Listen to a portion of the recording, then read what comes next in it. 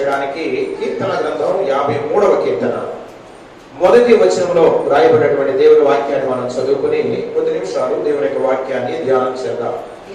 కీర్తన గ్రంథం 53వ కీర్తన మొదటి వచనం. దేవుడు లేడని బుద్ధిహీనులు తమ హృదయములో అనుకొందురు. వారు చెడిపోయిన వారు అసహ్య కార్యములు చేయుదురు. దేవుని బిడ్డలారా, ఉదయకాల సమయంలో దేవుని వాక్యాన్ని మనం ధ్యానం చేయడానికి కీర్తన గ్రంథం 53వ కీర్తన మొదటి వచనంలో రాయబడినటువంటి దేవుని వాక్యాన్ని మనం చదువుకున్నాం. ఈ చదవబడినటువంటి లేఖన భాగాన్ని మనం గమనించినప్పుడు దేవుడు లేడని బుద్ధిహీనులు తమ హృదయములో అనుకుంటారు అని దేవుని వాక్యంలో రాయబడి. ఈ లోకంలో ఉన్నటువంటి మనుషులందరినీ కూడా 3 తెగలుగా మనం విభజించవచ్చు, 3 భాగాలుగా.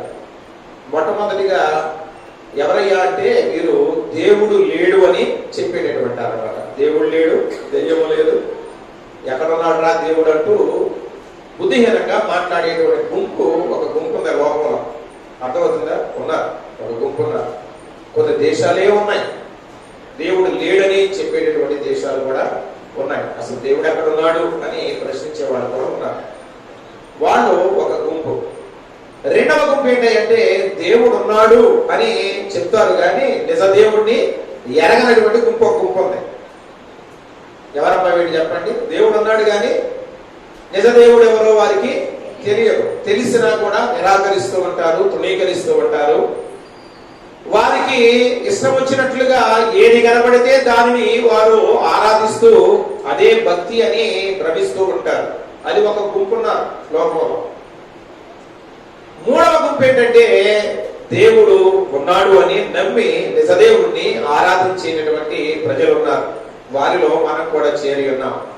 నిజదేవుడిని ఎరిగి ఆయన సన్నిధిలో మనం బ్రతికే కృప దేవుడు మనకు అనుగ్రహించాడు. మరొకసారి అందరం కూడా 2 చేతుల పైకెత్తి దేవుడికి స్తోత్రం చెప్దామా? హల్లెలూయా, హల్లెలూయా. కాబట్టి ఇక్కడ మనం గమనించినప్పుడు ఈ 3 గుంపుల్లో కూడా ప్రమాదకరమైన గుంపు ఏదయ్యా అంటే ఏ గుంపు చెప్పండి? 2 ప్రమాదమైనవి. నిజ దేవుడిని ఎరగకుండా జీవించేటటువంటి గుంపులు 2 కూడా ప్రమాదకరమైనటువంటి గుంపులే. దేవుడు లేడు అని చెప్పే గుంపు ప్రమాదకరమైన పరిస్థితుల్లోనే వారు బ్రతుకుతూ ఉంటారు. దేవుడు ఉన్నాడు అని చెప్తూ కూడా నిజ దేవుణ్ణి ఎరుగక వారికి ఇష్టమైన దానిని ఆరాధిస్తూ బ్రతికేటటువంటి వారు కూడా ప్రమాదకరమైన పరిస్థితుల్లోనే బ్రతుకుతూ ఉంటారు. దేవుని బిడ్డలారా, ఇక్కడ మనం గమనించినప్పుడు దేవుని వాక్యం, పరిశుద్ధ గ్రంథం ఏం చెప్తుందంటే దేవుడు లేడు అని చెప్పేవారంట బుద్ధిహీనులు తమ హృదయంలో అనుకుంటారట. ఎవరు అనుకుంటారని చెప్పండి? దేవుడు లేడు అనేవాడు. వాళ్ళు ఎంత జ్ఞానం కలిగిన వారుగా ఈ లోకంలో పేరు ప్రఖ్యాతులు సంపాదించవచ్చుగా, ఒకవేళ వారు ఎంత ఘనతను పొందిన వారుగా ఈ లోకంలో మనకు కనబడవచ్చుగాక, కానీ దేవుడు లేడు అని చెప్పేటటువంటి ఆ ఆలోచన లేక ఆ మాట వారి నోట నుండి వచ్చిందయ్యా అంటే వారు బుద్ధిహీనులు, బుద్ధి లేని వారు అని దేవుని యొక్క వాక్యంలో రాయబడుతూ ఉంది. కనుక దేవుడు అనేక మంది ఈ రోజుల్లో అదే ఆలోచనతో బ్రతుకుతూ ఉన్నారు. దేవుడు లేడు, దేవుడు లేడు అని చెప్పేసి బ్రతికేవారు.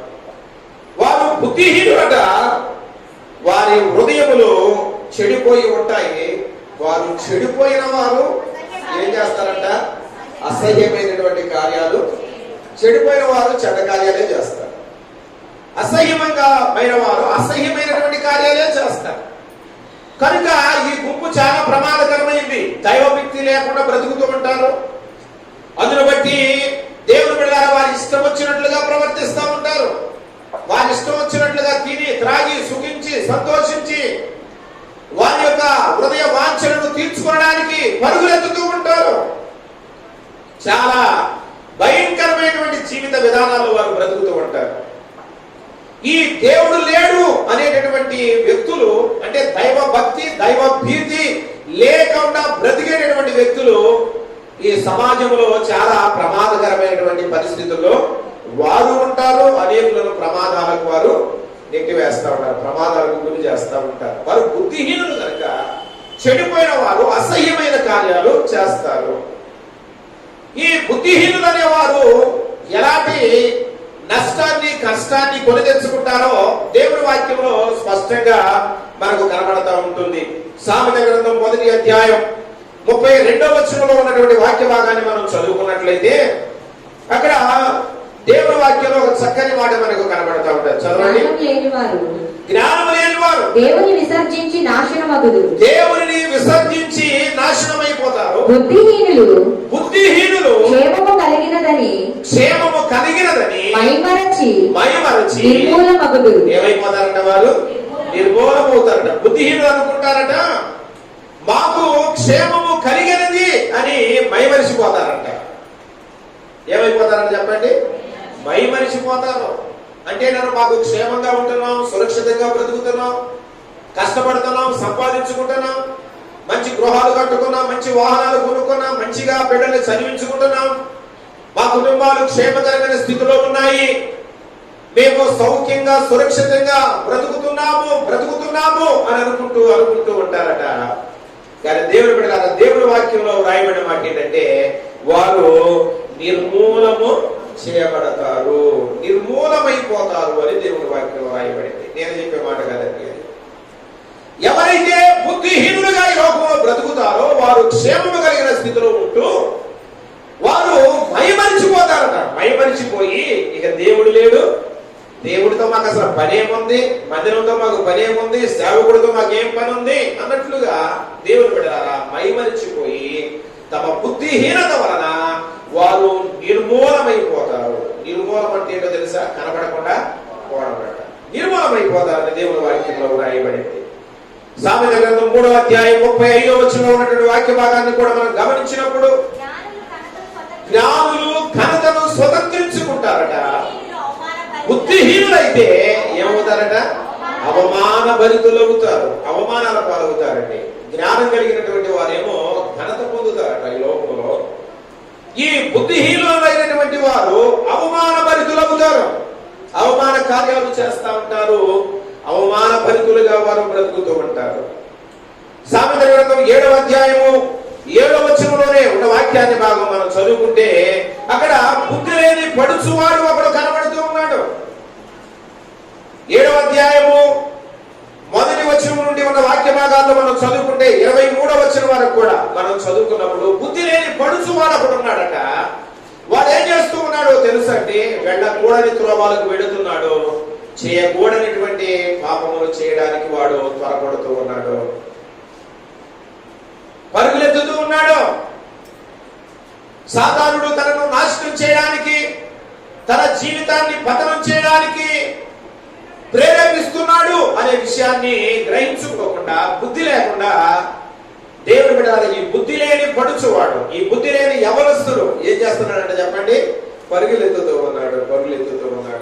చివరికి ఏమైందో తెలుసా? 23వ వచనంలో రాయబడిన మాట చదువుకుంటే తనకు ప్రాణహాని అని ఎరుగక, తనకు ప్రాణహాని జరుగుతుంది అని ఎరుగక ఉరి యొద్దకు పక్షి త్వరపడినట్లుగా, ఉరి యొద్దకు పక్షి త్వరపడినట్లుగా వాని గుండెను అంబు చీల్చు వరకు, ఆ అంబు లేక బాణములు చీల్చు వరకు వాడు దాని వెంట పోయెను. ఉరి యొద్దకు పక్షి పరుగులెత్తునట్లుగా. వేటగాడు ఏం చేస్తాడో తెలుసా? ఉరులు పెట్టి దేవుని బిడ్డలారా అక్కడ దానికి అవసరమైనటువంటి మేతను అక్కడ జరుగుతూ ఉంటాడు. పాపం ఈ ఉరి కనపడదు, దానికి కనపడక ఆ మేతను చూసి అబ్బా సమృద్ధి అయిన మేత ఇక్కడ నాకు దొరికింది అనుకుని ఈ ప్రాంతంలో ఎక్కడ ఎవరు కనపడలేదు, నాకు ఎంత చక్కగా ఇక్కడ ఆహారం ఉంది అని అనుకుని పరుగులెత్తుకుంటా వెళ్ళిపోయి ఆ ఆహారాన్ని భుజించడానికి అది ప్రయత్నం చేస్తారు. అలా ఆహారాన్ని తీసుకుంటూ ఉండగానే ఆ ఉరిలో చిక్కుపడిపోతా ఉంటుంది. ఆ తర్వాత వేటగాడు వచ్చేస్తాడు, దాన్ని పట్టుకుంటాడు, దాని ప్రాణాన్ని తీసివేస్తాడు. బుద్ధిహీనులు కూడా దేవుని బిడ్డలారా అలాగే తమకు ప్రాణహాని జరిగేంత వరకు కూడా గ్రహింపు లేని వారుగా బ్రతుకుతూ ఉంటారు. నిన్నగాక మొన్న నేను అనుకుంటాం పేపర్లో నేను ఒక వార్త చదివాను. దేవుని బిడ్డలారా ఒక యవనస్తుడు ఇక్కడ మురుసుమల్లి దగ్గర మామిడి తోటలో చంపబడ్డాడు. దానికి కారణం ఏంటో తెలుసా? ఒక స్త్రీతో అక్రమ సంబంధాన్ని పెట్టుకుని బ్రతుకుతున్నాడు. అది భర్తకు తెలిసింది. మరి భర్త ఎలా ఆమెను మరి ప్రోత్సహించాడో మనకు తెలియదు, కానీ వారిద్దరూ కలిసి వాడికి ఫోన్ చేసి మామిడి తోటకు రమ్మని చెప్పారు. అంటే భార్యతో ఫోన్ చేయించాడు. వాడికి తెలియదుగా, ఎప్పుడు రమ్మన్నట్లుగానే ఈ రోజు కూడా ఆమె దగ్గరికి వెళ్తాను, సంతోషపడతాను, సుఖపడతాను అనుకున్నట్లుగా వాడు పాపం బైక్ వేసుకొని చక్కగా చెట్టు పోసుకొని పోయి అక్కడ కూర్చున్నాడు. ఎప్పుడైతే అక్కడికి వచ్చాడో దేవుని బిడ్డలారా, ఆమె తన భర్త వారిరువురు కలిసి మెడకు ఒక తాడు బిగించేసి అతన్ని చంపివేశారు. దేనికోసం తెలుసా? బుద్ధిహీనమైనటువంటి కార్యాలు. ఈ రోజుల్లో మనం పేపర్లో చూసేవన్నీ కూడా ఇలాంటి బుద్ధిహీనమైన కార్యాలే కదండి. దేవుడిచ్చిన భర్త ఉండగా భర్తను దేవుని బిడ్డలారా ప్రక్కన పెట్టి ఇంకా ఎవరైనా వైపునో చూస్తూ ఉంటారు కొంతమంది భయంకరమైనటువంటి స్త్రీలు. అలాగే భార్య ఉండగా భార్యను నిర్లక్ష్యం చేసి ఇంకా ఎవరైనా మరి ఆశిస్తూ ఉంటారు. దాన్ని బట్టి అనేక మరణాలు ఈ రోజుల్లో సంభవించడం అనేది మనం గమనిస్తున్నాం కదా. ఎన్నో మరణాలు బుద్ధిహీనులు అంటే దేవుడు. బుద్ధిహీనులు ఏమైపోతారంట? వారు నిర్మూలించబడతారు, వారు అవమానభరితులవుతారు. అలాగే బుద్ధిహీనులు ఏమవుతారంటే తమకు ప్రాణహాని తెచ్చుకుంటారు, తమకు తామే ప్రాణాలను పోగొట్టుకుంటారు అంటారు. దేవుని వాక్యంలో ఒక మాట రాయబడింది, బుద్ధిహీనముగా తిరగబాక. ఏమంటాడు చెప్పండి? బుద్ధిహీనముగా తిరగవద్దు, నీ కాలమునకు ముందు నీ వేళ చనిపోతాము. ప్రసంగి గ్రంథంలో ఆ మాట వ్రాయబడి ఉంటుంది. 7వ అధ్యాయం 17వ వచనంలో, అధికముగా దుర్మార్గపు పనులు చేయకము, బుద్ధిహీనముగా తిరగవద్దు, నీ కాలమునకు ముందుగా నీ వేళ ఎందుకు చచ్చిపోతావు? దేవుడిచ్చేటువంటి ఆయుష్కాలాన్ని ఈ లోకంలో అనేకులు సంపూర్తి చేసుకోకుండానే అర్ధాంతరంగా మధ్యలోనే చనిపోతా ఉంటారు. దానికి కారణం ఏంటో తెలుసా? బుద్ధిహీనముగా తిరిగినందువల్ల. దేవుని వాక్యంలో రాయబడిన మాట ఏంటో తెలుసా? అధికముగా దుర్మార్గపు పనులు చేయకము, బుద్ధిహీనముగా తిరగవద్దు, నీ కాలమునకు ముందుగానే నీవు ఎందుకు చనిపోతావు? ఎందుకు చనిపోతావు? మన మధ్య కొంతమంది ఎవరిస్తుందండి, దేవుని బిడ్డలారా పిక్నిక్ అని పోయారంట. పోయినోడు ఈ మధ్య ఎంత వరదలు వచ్చినాయో, వర్షాలు వచ్చాయో మాకు తెలుసుగా. చక్కగా ఒడ్డున ఆడుకొని తిని సంతోషపడి ఇంటికి వస్తే బాగుంటుందిగా. అందరు చేతులు పట్టుకున్నట్ట అందులోకి దిగారు.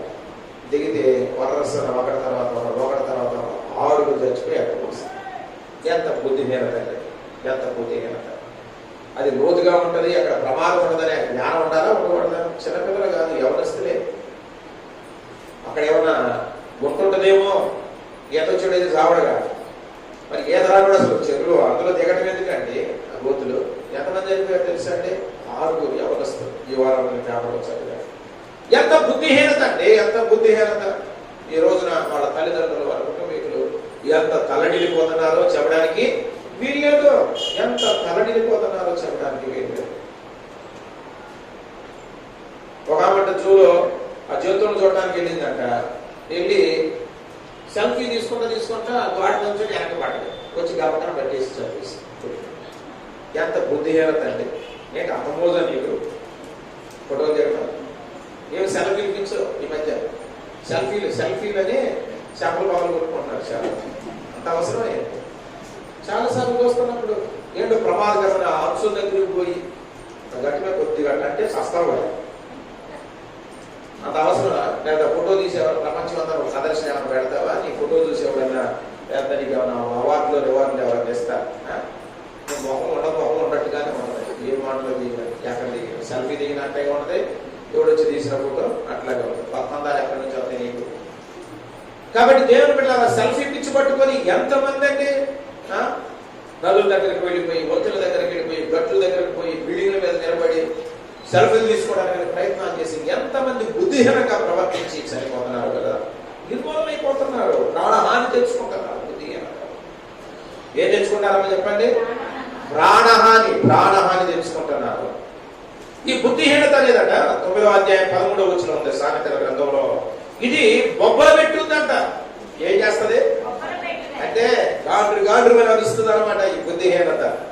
బుద్ధిహీనత అనేది బొబ్బలు పెట్టున్నదిగా కనబడతా ఉంటుంది. 16వ వచనంలో 13వ అధ్యాయంలో మనం చదువుకుంటే దేవుని బిడ్డలారా, ఈ సామెతల గ్రంథంలోనే బుద్ధిహీనుడు తన మూర్ఖతను వెల్లడిపరచును. బుద్ధిహీనుడు ఏం చేస్తాడంట? తన మూర్ఖత్వాన్ని వెల్లడిపరిచేస్తా ఉంటాడు. వాడు మాట్లాడే మాటలను బట్టి, వాడి యొక్క ప్రవర్తన బట్టి వాడు బుద్ధిహీనుడని అందరికీ కనబరుచుకుంటూ ఉంటాడు. తనేదో తెలివి కలిగిన వాడని అన్నట్లుగా, తనేదో జ్ఞానం కలిగిన వాడు అన్నట్లుగా అనుకుంటూ ఉంటాడు. కానీ దేవుడు ఏమవుతుందంటే చెప్పండి, ఆ బుద్ధిహీనుడు తన మూర్ఖతను వెల్లడిపరుస్తూ ఉంటాడు. సామెతల గ్రంథం 18వ అధ్యాయం 2వ వచనంలో ఉన్నటువంటి వాక్య భాగాన్ని మనం చదువుకుంటే అక్కడ జ్ఞాని అయిన సొలొమోను రాస్తూ ఉంటాడు. చదవండి. బుద్ధిహీనుడు దేని ఏందంట? బుద్ధిహీనుడు వివేచన యందు సంతోషింపక తన అభిప్రాయములను బయలుపరచుట యందు బుద్ధిహీనుడు ఏం చేస్తాడో తెలుసా? ఏం చేస్తాడంట? తన అభిప్రాయములను వెల్లడిపరచుట యందు సంతోషపడతా ఉంటాడు. తాను ఆలోచించిందే సరి అయింది, తాను వెల్లడిపరిచే అభిప్రాయమే సరి అయినది అన్నట్లుగా వాడు సంతోషపడుతూ ఉంటాడు. నేను ఆలోచించేది సరి అయిందా కాదా, లేక నేను చేసే పని సరి అయిందా కాదా అనేటటువంటి అవగాహన లేకుండా, ఆలోచన లేకుండా ఈ బుద్ధిహీనుడు ఏం చేస్తాడంట? తన యొక్క ఆలోచనను ఏం చేస్తాడు? వెల్లడిపరుస్తూ సంతోషపడుతూ ఉంటాడట. 18వ అధ్యాయం 6వ వచనంలో ఉన్నటువంటి వాక్య భాగాన్ని మనం చదువుకుంటే బుద్ధిహీనుని పెదవులకు కలహములకు ఎట్లా ఉంటాయంట? సిద్ధంగా ఉంటాయంట. బుద్ధిహీనుడు ఏం చేస్తాడో తెలుసా?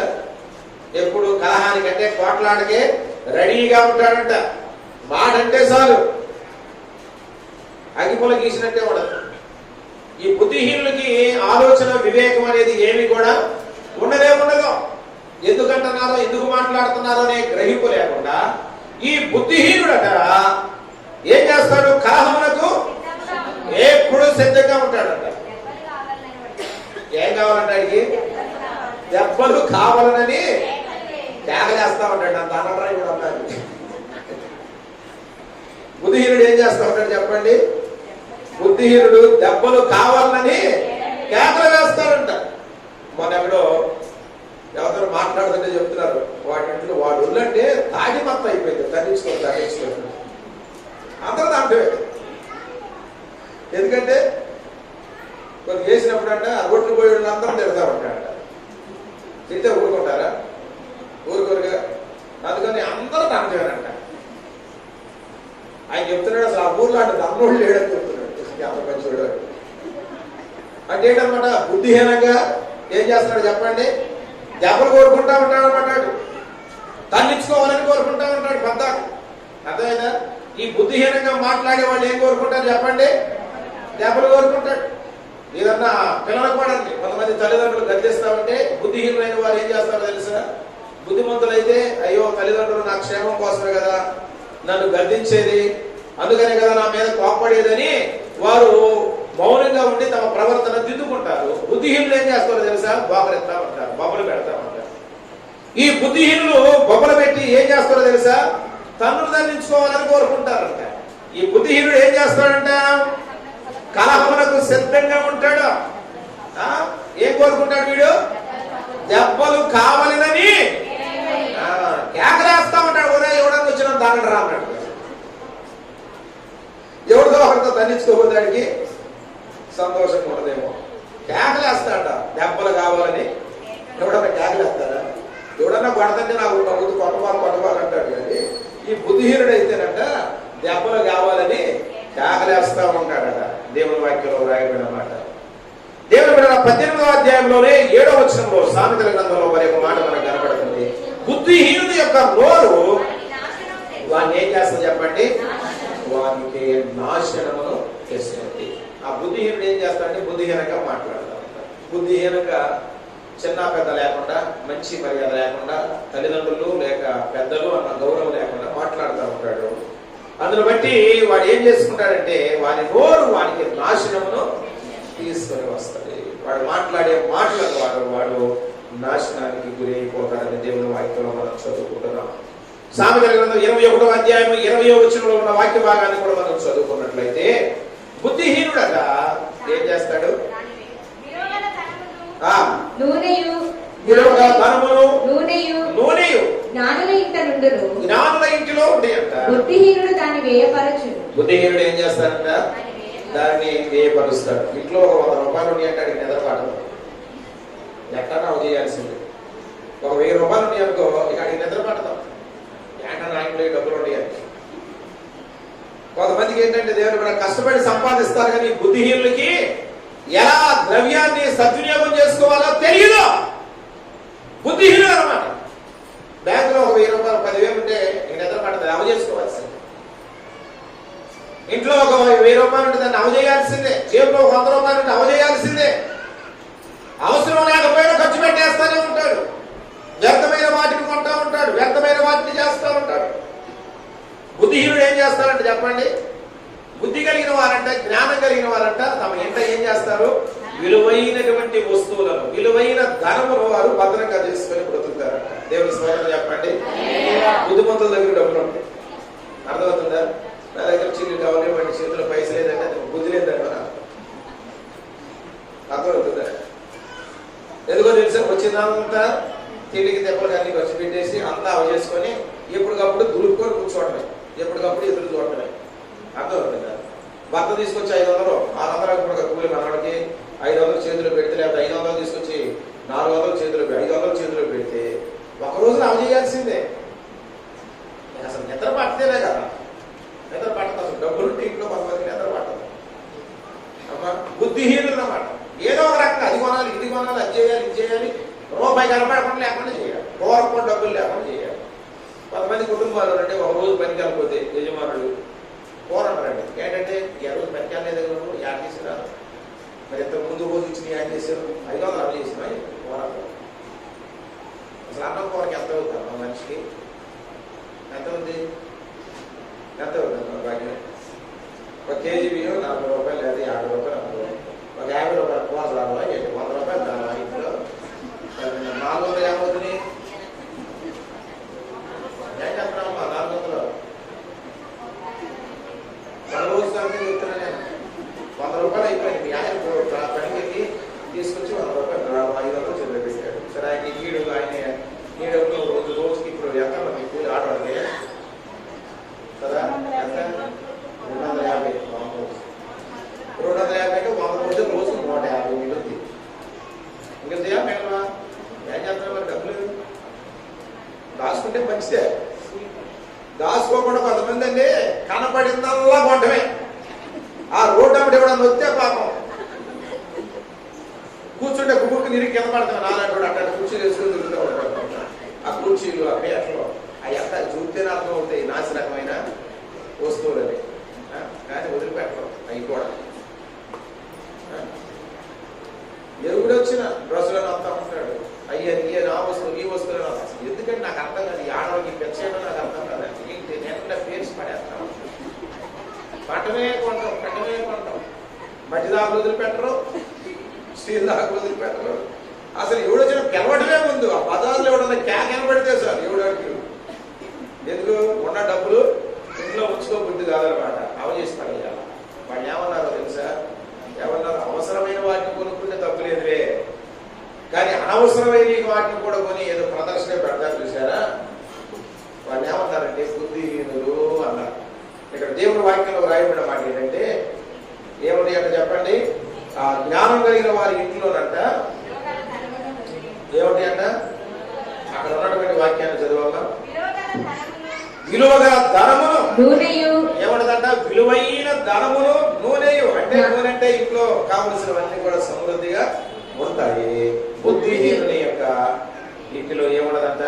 ఏమీ ఉండదంట. వాడు ధనమును చేతులు ఉన్నదంతా చేశాడు.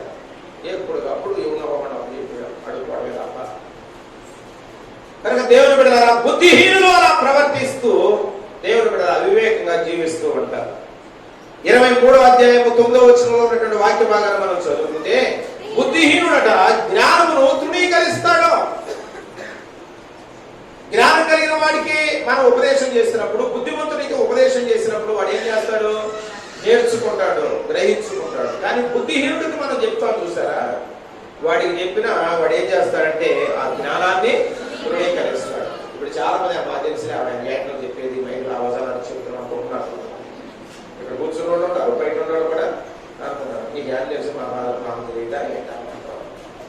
సాగది చెప్తున్నారు అన్నట్టుగా ఏదో కొంతమంది అనుకుంటున్నారు, బయట కొంతమంది అనుకుంటున్నారు. ఏం గిట్టదంటే ఏం గిట్టదో జ్ఞానమును వాడికి ఇష్టం ఉండదు. జ్ఞానం కలిగిన మాట మంచి మాట చెప్తున్నారు, తృణీకరిస్తాడు. నువ్వే చెప్పిన మాట తెలియదా, ఎట్లా పట్లు కట్టాలి. నేను కదమ్మా, నేను బైబిల్ చెప్తాను. 26వ అధ్యాయం 1వ వచనంలో ఉన్నటువంటి వాక్య భాగాన్ని మనం చదివితే, బుద్ధిహీనునికి ఘనత గిట్టదు. ఏం గిట్టదండి? వీడికి ఘనత ఏం గిట్టదు. ఎప్పుడు కూడా తిట్లు, శేత్కారాలు ఏ కావాలంటే కానీ వాడికి ఘనత గిట్టదు. 29వ అధ్యాయం 11వ వచనంలో వాక్య భాగాన్ని కూడా మనం చదివితే, బుద్ధిహీనుడంట తన కోపమంతా, బుద్ధిహీనులు ఏం చేస్తారో తెలుసా? కోపమంతా కనబరుస్తారు. కోపాన్ని నిగ్రహించుకోరు, మాటను నిగ్రహించుకోరు, ప్రవర్తనను నిగ్రహించుకోరు. బుద్ధిహీనుడు.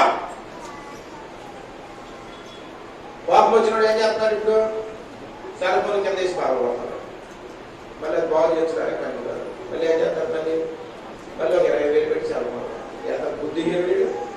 చక్కగా బాగా పనిచేసే ఆ ఫోన్ని పగలగొట్టుకోరు. కొంతమంది బుద్ధిహీనుడు ఏం చేస్తారు? ఇంట్లో ఉన్న టీవీలు బాగుపడతాయి.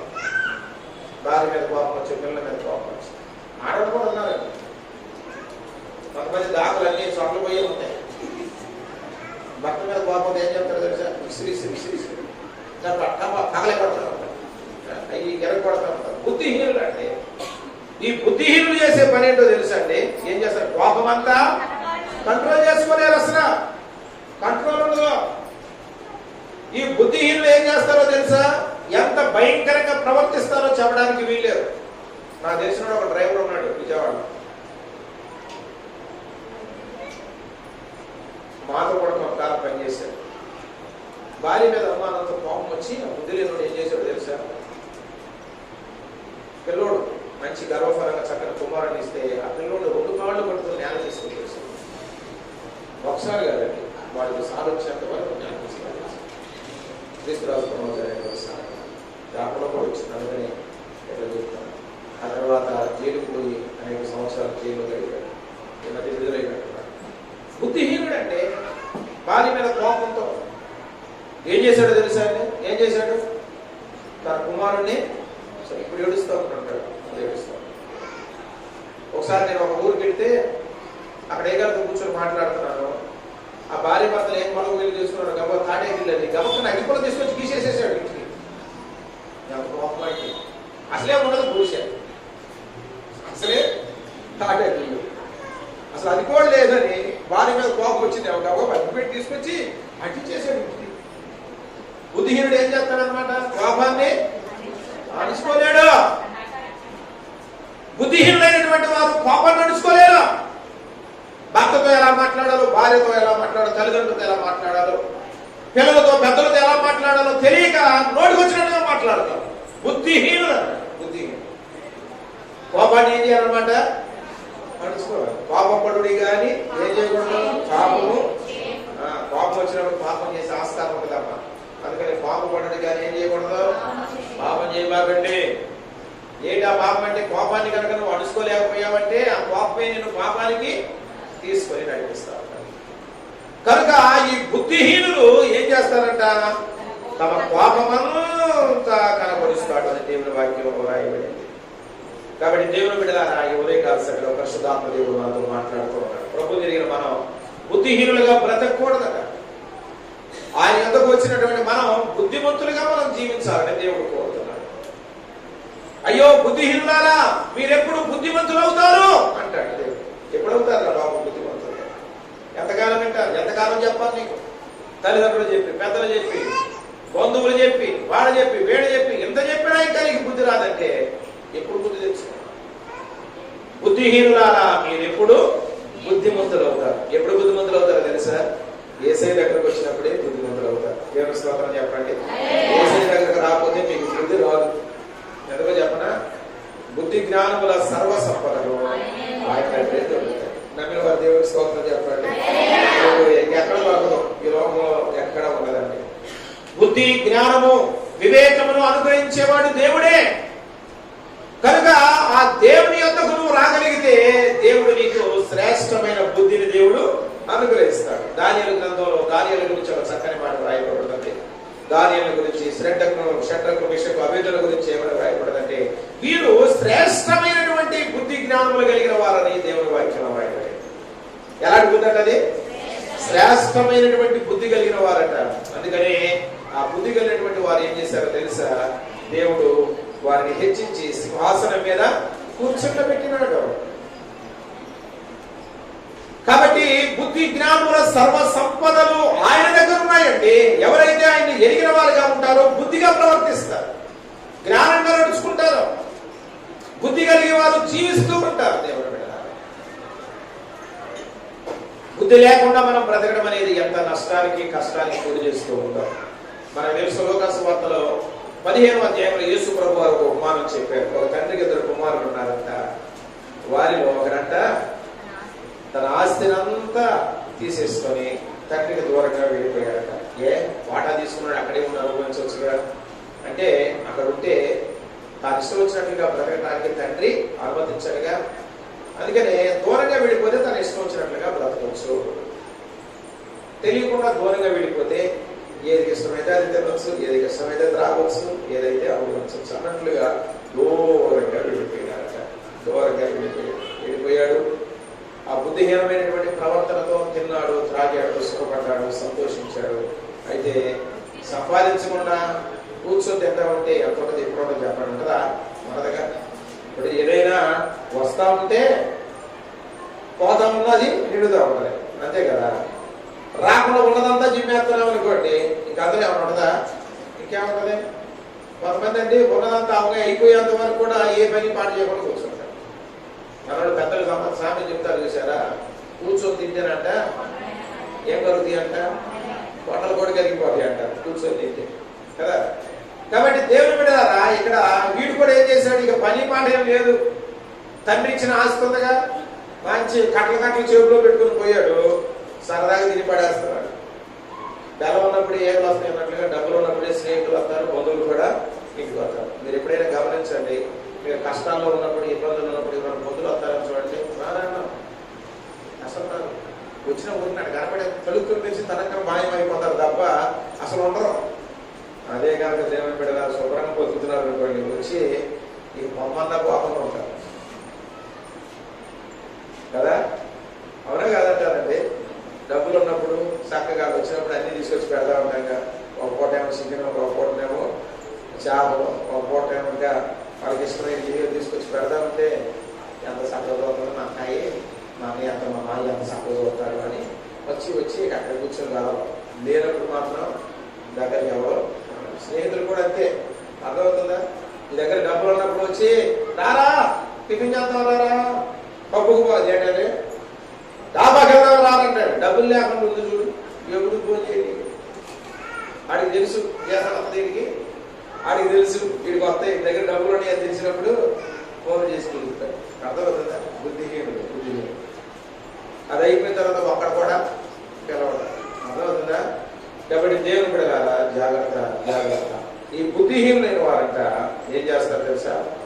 నాశనం కూర్చుంటారు, మొత్తాన్ని కోరుకుంటారు. తప్పిపోయిన కుమారుడు చిన్నోడు ఏం చేశాడో తెలుసా? అన్నీ అయిపోయింది, ఏమి లేదు. అయిపోయిన తర్వాత ఒక్కొక్కడే నాకు పెనందరాజు ఒక్కొక్కటి జారుకోవడం మొదలేశాడు. అందరు పోయిన తర్వాత ఇది ఒక్కడే మిగిలిపోయాడు. తీరా చూస్తే జేబులో ఒక చిల్లిగా కూడా లేనే లేదు. ఇంతకుముందు స్టార్ హోటల్లో బిర్యానీలు తినవాడు, పబ్బులకి వెళ్ళి లేక ఆ యొక్క డాబాలకు పోయి వాడికి ఇష్టమైనవి ఆర్డర్ ఇచ్చి తెచ్చుకొని తిన్నాడు, ఈ రోజున 2 ఇడ్లీ తినడానికి కూడా 10 రూపాయల జేబులో లేనటువంటి పరిస్థితి. వాడు ఇబ్బంది పడసాధ్యం అని దేవుడు ఇబ్బంది వచ్చేసి. ఎట్లాంటి ఇబ్బంది అంటే కనీసం వాడికి ఒక పూట ఆకలి తీర్చుకోవడానికి కూడా తన చేతిలో చిల్లిగవ మిగలనటువంటి పరిస్థితి. చివరికి ఏం చేశారో తెలుసా? ఆకలి మాత్రం 2 రోజులు తట్టుకుంటామని చెప్పండి. 1 రోజు, 2 రోజులు, 3 రోజులు, 4 రోజులు, ఎక్కువ రోజులు తట్టుకోగలమా? తట్టుకోలేక. కాబట్టి తట్టుకున్నాడు. ఆ రోజుల్లో కరువు వచ్చేసిందంట ఆ దేశంలో. ఊరు పడితే ఒకైనా దొరుకుతుందని చెప్తారు. అసలు ఊరంతా కరువు తీయడు, మొదటి పెడతాడు. చెప్పండి, కరువుతో ఉన్నవాడు పెడతారా? ఎవరి కడుపుకి ఆహారం వాళ్ళే సంపాదించుకోవడానికి ప్రయత్నం చేస్తా ఉన్నారు. కాబట్టి దేవుని బిడ్డలారా, అంతా దేశమంతా కరువు వచ్చేసిందంట. ఇబ్బంది పడిపోతున్నారు, ఎవరి ఇబ్బంది వాళ్ళదే. కానీ జాగ్రత్త కలిగిన వారు ఎలాగో పోషించబడతా ఉన్నారు. కానీ వీడికి మాత్రం చాలా ఇబ్బంది కలుగుతుంది. ఎలాంటి ఇబ్బంది అంటే కనీసం ఆకలి తీర్చుకోవడానికి ఒక పాడైపోయిన అన్నం లేకపోతే మిగిలిపోయిన అన్నం పెట్టేవాడు కూడా వీడికి దొరకని పరిస్థితి. అందుకని చివరికి ఏం చేశాడు తెలుసా, ఒక పందులు మేపడానికి ఒక ఉద్యోగాన్ని కుదుర్చుకున్నాడు. వాడు కూడా దేవుని వెళ్ళాలా వీడికి కడుపు నిండా ఆహారం పెట్టే పరిస్థితిలో లేడు. ఆ పందులకి దొరుకుతుందంట కడుపు నిండా ఆహారం. ఏంటమ్మా, పందులకు దొరుకుతుంది కానీ ఈ బుద్ధిహీనుడైనటువంటి కుమారుడికి మాత్రం కడుపు నిండా ఆహారం దొరకడం కాదు. చూసారా, బుద్ధిహీనత అనేది ఎంత దుర్భరమైన పరిస్థితులకు మనల్ని దిగజారుస్తుంది ఇక్కడ మనం గ్రహించాలి. ఈ బుద్ధిహీనత అనేది ఎంత దుర్భరమైన పరిస్థితులకు మనల్ని దిగజారుస్తుందో కదా. పందులకు కడుపు నిండా ఆహారం దొరుకుతుందట. తన తండ్రి ఇంట ఉన్నటువంటి పని వారికి కూడా కడుపు నిండా భోజనం దొరుకుతుందట. కానీ తన తండ్రికి కుమారుడిగా ఉన్నటువంటి ఈ యొక్క కుమారుడికి మాత్రం ఆకలి బాధ. కాబట్టి ఆ పరిశుద్ధుడైనటువంటి తండ్రికి సుతుడుగా ఉన్నటువంటి వ్యక్తి ఏమవుతున్నాడంట, పందులతో సహవాసం చేస్తాడు. తినడానికి ఆహారం లేక తిప్పబడతాడు. దేవుని వాక్యంలో రాయబడిన మాట ఏంటంటే, ఆ సమయంలో అనుకున్నాడంట, 17వ వచనంలో రాయబడిన మాట, అయితే అయితే చదవమ్మా, అయితే బుద్ధి వచ్చినప్పుడు వాడు ఏమొచ్చిందంటే, ఇప్పుడు వాడికి బుద్ధి వచ్చిందట. అయితే వానికి బుద్ధి వచ్చినప్పుడు నా తండ్రి యొద్ద ఎంతో మంది కూలి వాండ్రకు అన్నము సమృద్ధిగా ఉన్నది. నేనైతే ఇక్కడ ఆకలికి ఆకలితో నేను చచ్చిపోతాను. చూసారా, ఎప్పుడు అనుకుంటున్నాడు ఇది? బుద్ధి వచ్చినప్పుడు. దేవుని బిడ్డలారా, ఎప్పుడైతే బుద్ధి వస్తుందో అప్పుడు గ్రహింప ఉంది. చాలా మంది దేవుని బిడ్డలారా బుద్ధిహీనులుగా బ్రతుకుతూ వారికి ఎంత అవమానాలు ఎదురవుతూ ఉన్నా, ఎంత కష్టం వస్తూ ఉన్నా, ఎంత నష్టం జరుగుతున్నా గ్రహింపు లేకుండా బ్రతుకుతానే ఉంటారు. అట్లాగే తాగమాత్రం నాయనని ఆరోగ్యం చెడిపోతే ఇబ్బంది పడతామని చెప్తే బుద్ధిహీనంగా తాగుతూనే ఉంటారు. బుద్ధి వచ్చినోడు ఏం చేస్తాడో తెలుసా? నిజమే కదా, నా ఆరోగ్యాన్ని నేను పాడు చేసుకుంటున్నాను, నేను కనుక నాకు ఏదైనా జరిగితే నా భార్య బిడ్డలు అన్యాయం అయిపోతారని గ్రహించుకొని వాడు ఏం చేస్తాడో దుర్వ్యసనాన్ని విడిచిపెడతాడు. బుద్ధిమంతులు ఏం చేస్తాడో తెలుసా? గద్దించినప్పుడు లేక వారికి నష్టం జరుగుతుందని ఎవరైనా హెచ్చరించినప్పుడు వాడు ఏం చేస్తాడంటే తమ ప్రవర్తనలో దిద్దుకొని బ్రతుకుతూ ఉంటారు. ఈ బుద్ధి లేని వాడికి ఎంత చెప్పినా కూడా గ్రహింపు రాదంటే ఎప్పటికి నమ్మకం వస్తుందో తెలుసా? అంతా అయిపోయిన తర్వాత, అంతా జరగాల్సిన నష్టం అంతా జరిగిపోయిన తర్వాత, అంతా పోగొట్టుకున్న తర్వాత అప్పుడు బుద్ధి వస్తుంది. ఉన్నప్పుడు బుద్ధి రాదండి. ఉన్నప్పుడు బుద్ధి తెచ్చుకుంటే అంత మంచిగా. ఆరోగ్యం అంతా పాడు చేసుకున్న తర్వాత కొంతమంది బుద్ధి వస్తుంది. అప్పటికి ఆరోగ్యం అంతా చెడిపోతాయి, అప్పటికి అవయవాలన్నీ కూడా పాడైపోతాయి. అప్పుడు బుద్ధి తెచ్చుకొని అయ్యా అంత అయిపోతే అప్పుడు ప్రార్థన చేయమంటారు. ఎన్నిసార్లు విన్నావో వాక్యం, 36 సంవత్సరాల నుంచి ఊళ్ళో నేను వాక్యం చేయకపోతే ఎప్పుడన్నా గుడ్లోకి వచ్చి వదిరా బాబు అని చెప్పినావా? ఆరోగ్యం అయిపోయిన తర్వాత, గుడ్డ పాడైపోయినప్పుడు, గుడ్డ జబ్బు వచ్చినప్పుడు, ఆ కిడ్నీలు పాడైపోయినప్పుడు, ఆ లివర్ పాడైపోయినప్పుడు అప్పుడు వచ్చి ఏడుచుకుంటాం. అయ్యో ఏం చేస్తాం? ప్రార్థన చేస్తాం. నేను దేవుడే, నేను ప్రార్థన చేయగా వేసి కూర్చోను కాదుగా. కాబట్టి దేవుడు ఎన్ని వారులు గద్దించినా లోపల వాడు ఏం చేస్తాడు? నీకు గద్దింపు వచ్చింది, నువ్వు సరిదిద్దుకోవాలా. నీ క్షేమకాలంలో దేవుడు నీతో మాట్లాడాడు, నీవు బుద్ధి తెచ్చుకోవాలా. అంత కోల్పోయిన తర్వాత అప్పుడు ఏడ్చి మాత్రం ప్రయోజనం ఏమంటుంది? కనుక దేవుని బిడ్డలారా, ఇప్పుడైనా దేవుని యొక్క వాక్యంలో రాయబడింది, బుద్ధి తెచ్చుకున్నాడు. వాడు ఏం తెచ్చుకున్నాడు? ఒక వారం 10 రోజులు కనుక పొందు పొడి తిరిగితే తింటే ఏమయ్యాడు? సచ్చోడే. ఎందుకంటే మనుషులు తినే ఆహారం వేరు, పొద్దులు తినే ఆహారం వేరు కదా, అవునా కదా? మనుషులు తినే ఆహారం పొద్దులు తినొచ్చు, కానీ పొద్దులు తినే ఆహారం మనుషులు తినొచ్చా? తినకూడదుగా. ఏం పోతాం? మా పొందుల్లోని కుడిదిపోతాం కదా.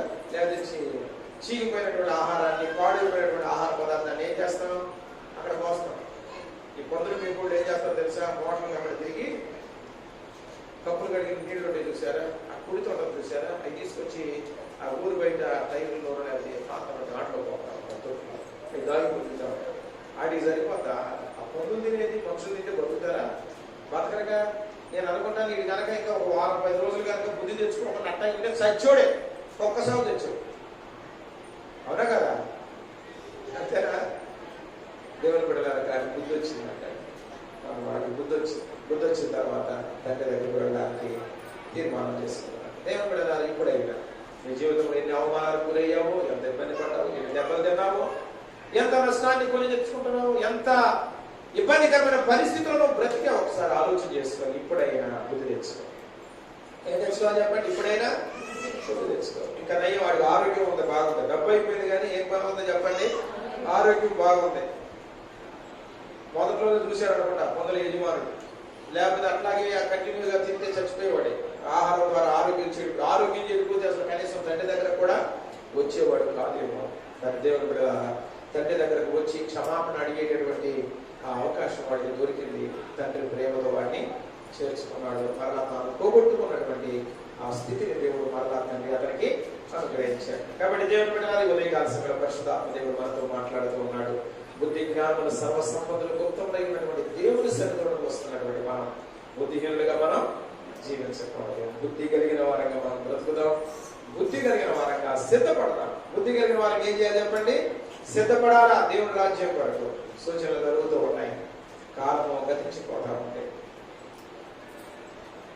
మత్తయి సువార్త 25వ అధ్యాయంలో 10 మంది కన్యకల గురించి వ్రాయబడినటువంటి ఆ ఉపమానాన్ని మనం చదువుతున్నప్పుడు అంట, బుద్ధి కలిగిన వారు 5 అంట, బుద్ధి లేని వారు 5 ఉన్నారు. కానీ బుద్ధి కలిగిన వారు సిద్ధపడ్డారు అని వాక్యంలో ఉన్నాయి. బుద్ధి లేని వాళ్ళు సిద్ధపాటు లేని వాళ్ళు. సిద్ధపాటు అంటే ఏంటో తెలుసా? ఎప్పుడు పెండు కుమారుడు వచ్చినా ఎదుర్కొనడానికి వారు సిద్ధంగా ఉన్నారా? బుద్ధి లేని వాడికి సిద్ధపాటు లేదు. దివ్యులు పట్టుకొని కూర్చున్నారు కానీ సిద్ధపాటు లేని జీవితం. పెండు కుమారుడు వస్తున్నట్లుగా కేక వినబడినప్పుడు దేవుని బిడ్డలారా, సిద్ధపడిన వారు తమ దివిటీని వెలిగించుకొని పెండ్లి కుమారుడితో పాటు పెండ్లు విందులోనికి వారు వెళ్ళిపోయారు. దేవుని స్తోత్రం చెప్పండి. హల్లెలూయా, హల్లెలూయా. కానీ బుద్ధి లేని వాళ్ళు ఉన్నారు చూసారా? డ్యూటీలు ఉన్నాయి కానీ సిద్ధపాటు లేదు, సరైన సిద్ధపాటు లేదు. అందుకని వారు కూడా పెండ్లి కుమారునితో పాటు ఆ విదుశాలకు వెళదామని బయలుదేరారు కానీ దివిటీలు ఆరిపోయాయి. అగాధములోనికి చీకటిలోనికి వారు వెళ్ళిపోవలసిన పరిస్థితి. దేవుని బిడ్డలారా, రక్షించబడిన మనం ప్రభు రాకడ ఆసన్నం అవుతుంది. సూచన కనబడతా ఉన్నాయి కదా, భూకంపాలు కానీ, కరువులు కానీ, ఈ యొక్క తెగుళ్ళు కానీ, ఇవన్నీ చూస్తున్నప్పుడు ఇవన్నీ కూడా రాకడకు సూచన అన్నమాట. ప్రభు రాబోతున్నాడు. త్వరలో సిద్ధపడినావా? సిద్ధపడకపోతే ఆ బుద్ధిహీనత వలన గొప్ప నాశనానికి గురి అవుతాం. మనం బుద్ధి కలిగిన వారిపై సిద్ధపడినట్లయితే ఆ ప్రభుత్వ నిత్య జీవాన్ని సమర్థించుకుంటాం. ఆ రీతిగా బుద్ధి కలిగిన వారిని మనం జీవిద్దాం. అటువంటి కృప పరిశుద్ధాత్మ దేవుడు మనందరికీ అనుగ్రహించగలక. తల్లించిన గ్రహించిన ప్రార్థన చేద్దాం. చిన్న ప్రార్థన చేసుకుందాం. అందరూ కొట్టుకుంటూ వస్తున్నారు. ప్రభువా, చిన్న ప్రార్థన చేద్దాం. ప్రభువానికి వందనాలయ్యా, ప్రభువానికి వందనాలు, దేవానికి స్తోత్రాలు. చిన్న ప్రార్థన చేద్దాం. ప్రభువా, నాకు బుద్ధి దయచేయండి ఆయన. దానిలో ప్రార్థన చేస్తా అంటాడు, నీ ధర్మశాస్త్రమును అనుసరించటకు నాకు బుద్ధి దయచేయను ఆయన. నీ వాక్యము అనుసరించి జీవించడానికి నాకు బుద్ధి దయచే ప్రభువా అని దావీదు ప్రార్థన చేస్తాడు. మనం కూడా దేవుని బిడ్డలారా, దేవుని ఎరిగిన వారంగా మనం బ్రతుకుతున్నాం కానీ ఇంకా కొన్నిసార్లు బుద్ధిహీనులు కానీ మనం బ్రతుకున్నట్లుగా కనబడతా ఉంది. బుద్ధిహీనులుగానే కనబడుతున్నట్లుగా కనబడతా ఉంది. నీ ధర్మశాస్త్రం అనుసరించడం, నీ కట్టడం అనుసరించడం నాకు బుద్ధి అనుగ్రహించు ప్రభువా, నాకు బుద్ధిని దయచే ప్రభువా అని ప్రార్థన చేద్దామా? అందరం కూడా ప్రార్థన చేసుకున్నాం. కను మూసుకుని అందరం కూడా ప్రార్థన చేద్దాం. దేవా, నాకు బుద్ధి దయచేయను ఆయన, నాకు బుద్ధి దయచేయను ఆయన. నిర్లక్ష్య పెడుతున్నాను ఆయన. నా తల్లిదండ్రులు చెప్పిన మాట వినడం లేదు, పెద్దలు చెప్పిన మాట వినడం లేదు. అనేక పర్యాయాలు నువ్వు నాతో మాట్లాడుతూ నేను వినలేకపోతున్నాను ఆయన. నీ మాటను అనుసరించలేకపోతున్నాను ప్రభువా.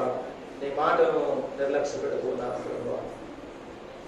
ప్రభువా, నాతో మీరు మాట్లాడి ఉదయకాల సమయంలో హెచ్చరించినందుకే మీకు స్తోత్రాలు ఆయన. నాకు బుద్ధి దయచేయండి ఆయన, నాకు బుద్ధి దయచే ప్రభు అని ప్రభుని అడుగుదామా? ఒక చిన్న ప్రార్థన చేస్తున్నాం. ప్రభువా, నాకు బుద్ధిని అనుగ్రహించు, నాకు బుద్ధి దయచే ప్రభు. నాకు బుద్ధిని అనుగ్రహించు ప్రభా. ప్రార్థన చేస్తాను.